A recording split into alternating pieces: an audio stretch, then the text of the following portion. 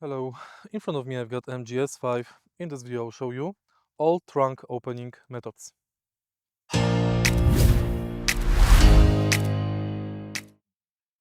Firstly, we can open the trunk using the Keyfob button. Press the button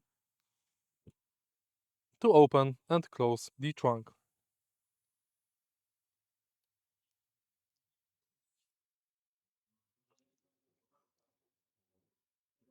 Secondly, we can use leg gesture. Make sure that hands-free opening is enabled in the car's system. And last but not least, we can open and close the trunk using the system button.